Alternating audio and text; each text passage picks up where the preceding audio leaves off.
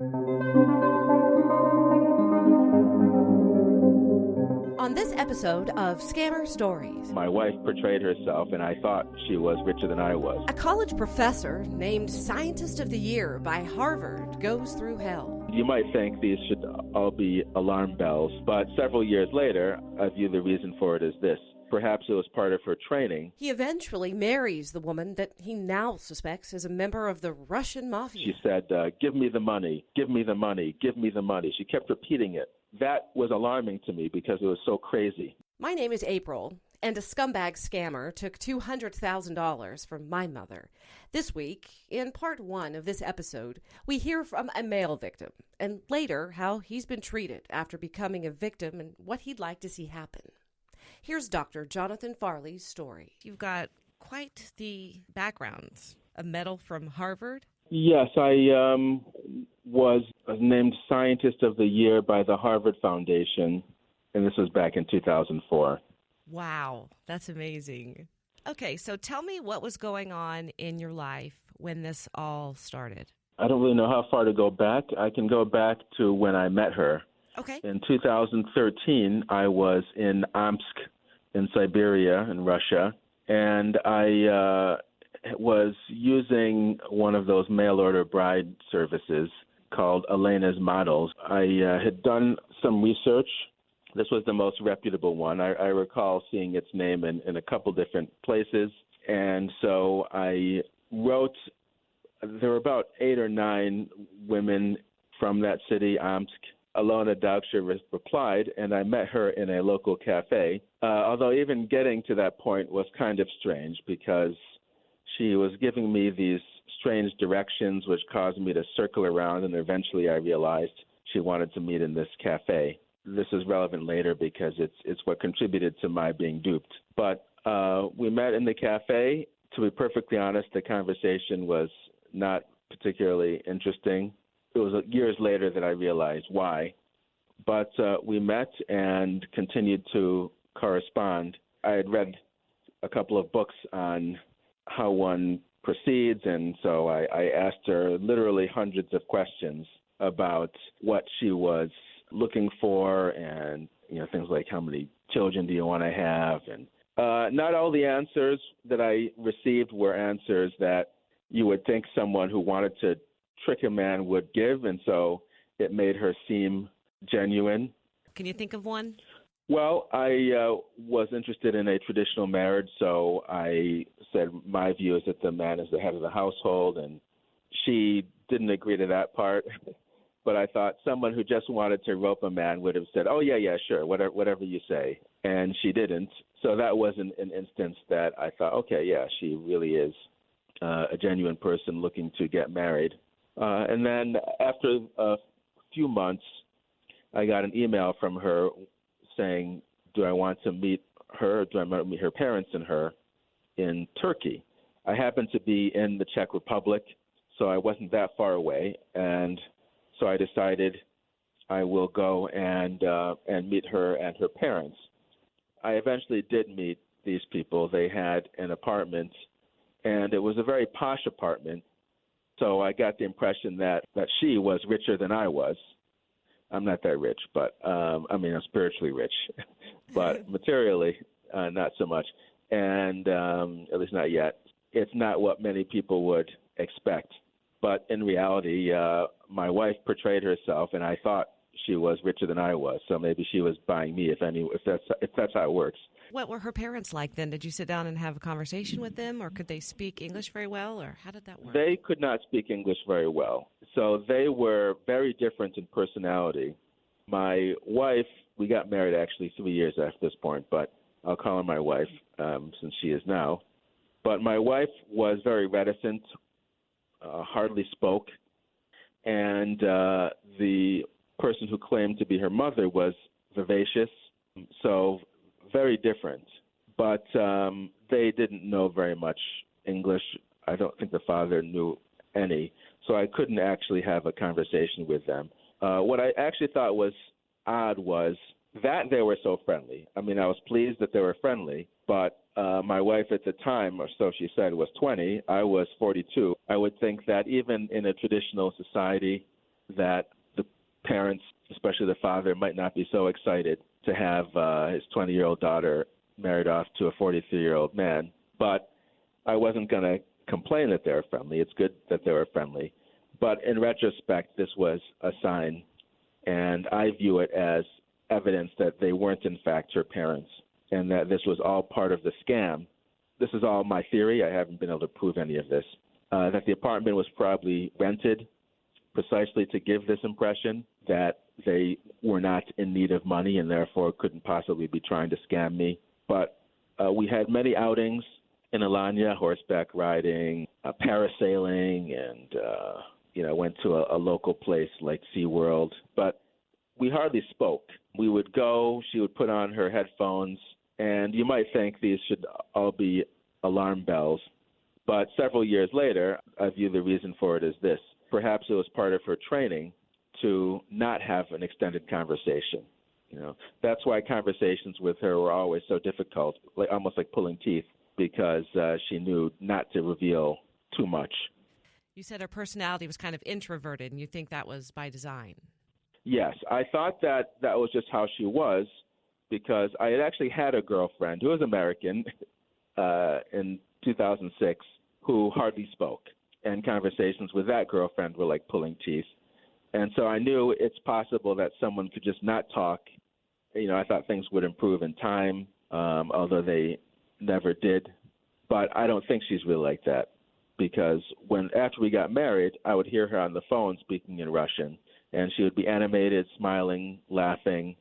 Even the day I took her to the airport the last time, obviously now I know that she thought she had gotten away with it, and she was on the phone laughing, which I thought was a little weird. But I found out a few hours later why. You guys moved over here then? Well, that was 2013, and then I met up with her again in 2014, obviously to spend more time. And I was still somewhat unsure about her, but then I decided simply to apply for the fiancé visa. Now, in my mind, I wasn't thinking that was a marriage proposal. It was applying for the fiancé visa because I didn't want to keep her, a young girl, in limbo for years. Eventually, I began to think, yes, this is someone that I could marry. The first application actually didn't go anywhere because there was some problem with it. Then in October 2014, a year and a half after I met her, she gave me an ultimatum through her father that her father said she couldn't see me again unless there was some kind of change. I told her that I had already submitted the documents, and so in 2016, over 3 years after I met her, she came to the United States, and a few weeks after that, we got married. When she came to the United States, for the first 2 days, it was like the way it was when I had visited her abroad, and we'd gone on trips, to Paris, Amsterdam, Venice, Rome, and so forth. We were in separate hotel rooms, but we went on these trips.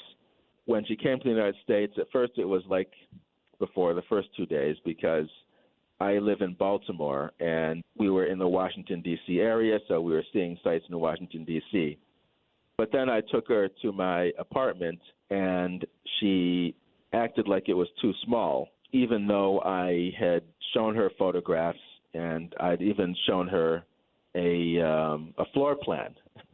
So she should have known how big it was. So she didn't like it and was sleeping on the sofa. What also was telling was the language that she used, and this was 3 days after she arrived in the United States or thereabouts. She said I was just thinking about myself. So she was saying I was somehow selfish if I kept her in my apartment. And so she stayed on the sofa. I thought that was fine because I figured maybe she didn't feel comfortable since we were not married yet. But after we got married, she continued to stay on a sofa, and that was after I'd gotten another apartment for her. So I was moving rapidly, but I see now that I was operated on very adroitly because 2 weeks after she arrived, I'd already gotten a second apartment, and I got a third apartment as well. So there was I had my apartment, and then a temporary apartment that I got her, and then another permanent apartment. So at one point I had 3 apartments. And that's not a cheap part of the country to live in. No, no, it's not. Because one of the apartments was near Baltimore's Inner Harbor, which is the nicest part of Baltimore. So I was doing all of that for her, but what I do remember was that she became rude. So before this point, she had never been rude. And to me, that was paramount. Having fantastic conversations would have been good, but I didn't want to have fantastic conversations if they also came with arguments, whereas having dull conversations but no arguments, to me, that was much better. And but after we got married, she started to be rude. So, for example, on one occasion, I was in New York City. There was some public television series about science, and they were looking for hosts or something like that. So I decided to try out for it. So we were in New York City for that, and then we were going around New York, and some people were on the street near the Rockefeller Center. I think they were wearing MIT or Harvard sweatshirts, so I decided to chat with them. Later, because they got my name, I got a very positive email from one of them. And so I mentioned it or perhaps showed it to my wife, and then her response was to mock me and to sort of do a mock bow as if I wanted to be worshipped. But she kept doing stuff like this and ramping it up more and more. And also her spending was absolutely outrageous. This, I thought, would stop, because of the exchange rate. I know that when you go to a foreign country, you don't really understand what's expensive, right? Especially if you're not doing math. You might not realize that, yes, this costs, if like, for example, we went to Walmart and she bought a bunch of stuff for the new apartment. And it came up to like over $400, which I'd never spent at Walmart before. Yeah, so you're reacting appropriately. And so it was up over $400, and but that was routine for what she would spend. Something that's 400 rubles doesn't cost anything. $400 is a lot, but I thought, okay, she just doesn't know that yet. And I had read a book and articles that said that eventually the Russian brides do understand that they have to save money and things like that. But at first, it's considered one of the worst sins on the part of a man to be stingy. And so the man just has to sort of sit and take it and not count pennies until the woman of her own accord comes to understand that she has to adjust. When we went to Bed Bath & Beyond, it was over $900. One day she said, our new apartment had a swimming pool, if I'm not mistaken, although I never used it. And so she said she needed a bathing suit. And even though she used the singular, she wound up buying a whole bunch of bathing suits. And the cost was over $500. Oh, boy. For all these bathing suits. I never saw her in those bathing suits. In fact, I actually barely touched her. I think the only time pretty much except once that I touched her was when I was handing her bags that she had bought of stuff that she had bought. Maybe our fingertips would have accidentally touched. So, so at one point I told her that she was just a roommate that I was paying for, whose expenses I was covering. But after that store, she wanted to go to the Apple store, and she wanted to buy an Apple Watch. And so at this point, I told her no. I said, every time we go to a store, we can't spend $500 or $900 or $1,000. And then she stormed out of the Apple store. And so I told her, when I caught up to her, I said, thank you. I said, thanks for showing me that this is all about how much money I spend.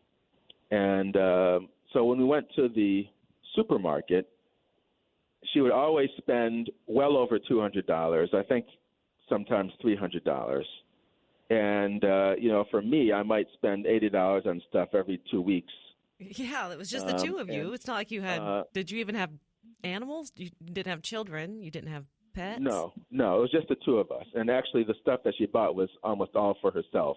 This I had actually seen before because when I saw her in Turkey in 2014, we were staying in the flat that she said was her parents in separate rooms, and she wanted to stock up and we went to a supermarket and spent something like 500 Turkish liras, which would have been about over 200 US dollars. So it was actually, it was like lifting weights to carry all the stuff back to the flat. But I thought, okay, fine, maybe this is a test that maybe her parents told her to see if I have enough resources for their daughter. Incidentally, I also justified in my mind why her parents were so happy. It's because I thought they knew that a girl like that needed to have someone take care of her. There may have been something wrong with her mentally, I justified, and so her parents knew that she had to be married off to some guy. And so this is how I justified everything in my mind, all the strange behavior. But later I realized there was a better explanation for her strange behavior. So this happened during the summer. It was pretty much of a nightmare. I know that on at least one occasion I had a credit card bill of about $12,000, and I think I may have had that twice.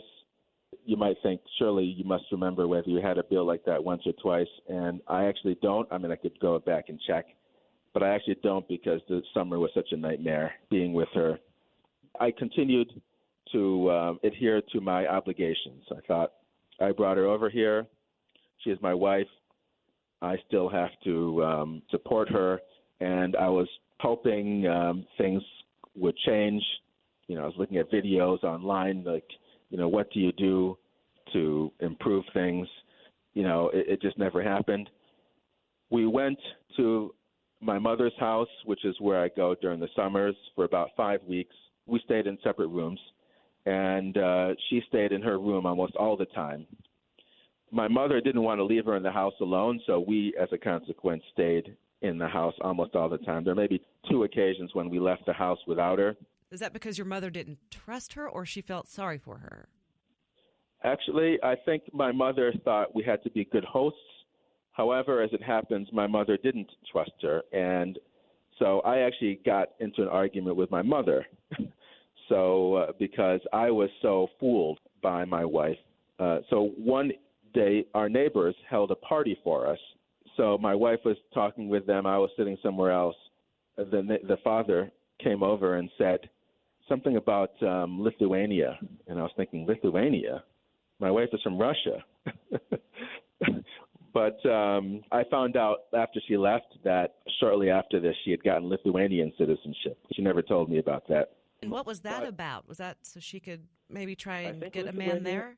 I think it could be, and also maybe Lithuania is part of the EU. I'm not sure. It may be part of the European Union. None of what she said I can believe. I don't even know her name or real age. I mean, I saw a passport, but I don't know how sophisticated the Russian mafia is.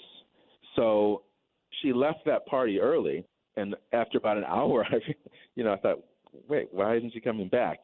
And so my mother and I go back to our house, and she claimed she had gotten sick and that she had regurgitated some of the food. But my mother told me it seemed like this was all fake. My mother actually thought she might be like James Bond or something, like a secret agent. And so I was telling my mom, this is ridiculous, and she's not lying or anything like that. But, of course, she was. In retrospect, I know that she did this for the same reason that conversations with her were so difficult, because she didn't want to reveal information to the neighbors either, so she had to leave. And maybe when she was wandering around in the house, she stole stuff, I don't know. When I discovered that my wife was a thief, I emailed the neighbors and told them, did anything go missing? Because, for about an hour, it would have been the case that my wife would have been wandering around their house, possibly by herself. Even in the last couple of weeks, she was demanding more and more money. She wanted $600 to go to a spa. And I thought, what spa costs $600? Now, I don't go to spas, but I Googled. I found that in Beverly Hills, maybe a spa would cost $600, but not in Baltimore. But I gave my wife the $600. I did give her a weekly allowance, which might sound small. I think I gave her $100 or $120 every week. But, that when she was with me, I paid for everything. So. Yeah, you were spending way more than that. That's in addition to what you were spending. And you're a mathematician. Yeah. Yes. In fact, there are a couple funny stories I can give you. So she liked to go to Bubba Gump, a restaurant And then about 2 weeks or maybe a week after she went away, I went there with some friends. I think there were 6 of us. And the bill for the 6 of us was less than the typical bill when I took my wife to the same restaurant. Okay, now how does that add up? What was she drinking? Something really expensive, or just ordering a lot of food? She did drink a lot. She often wanted money for alcohol, and then a few days later, she wanted more. So I suspect that maybe she was an alcoholic. I know I took her to a cafe which had music at a cabaret, and she drank a whole bottle of wine herself and was perfectly fine. This was like the second day she was in the U.S. with me. So maybe she had a problem, or maybe she thought she needed to get drunk in order to prepare herself for what she thought was the inevitable in order to complete her subterfuge. About 2 weeks before she went away, I took her skydiving.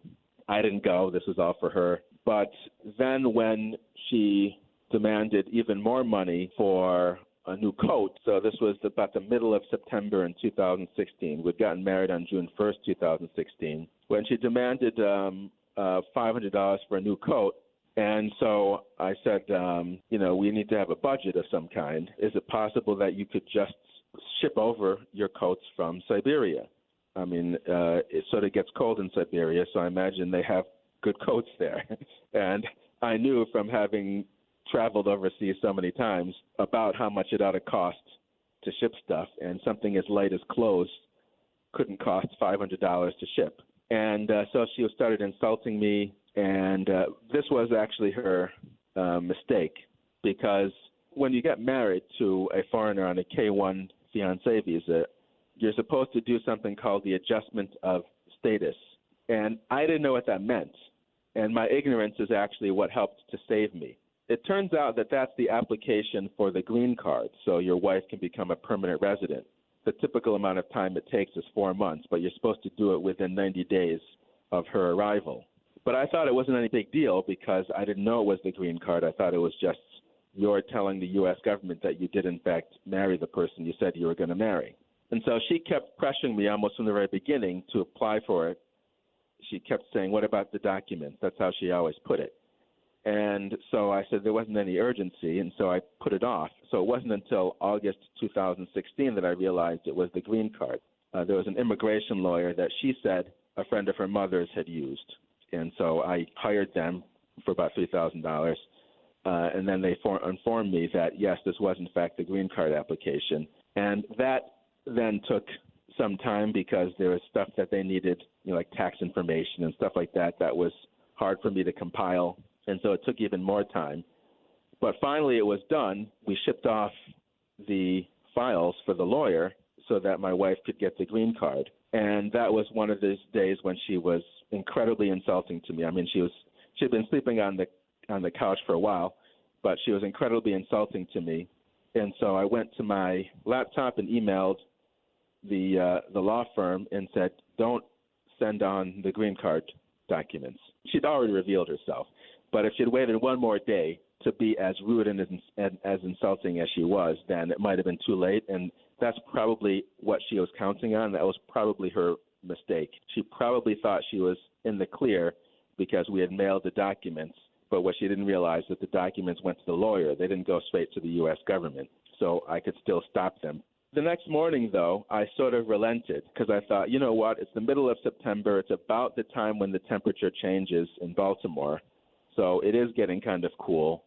So maybe she does need a winter coat. But when the morning came around, I think previously on one of the occasions after she had issued a barrage of insults, I had said, I'm going to leave or I might leave.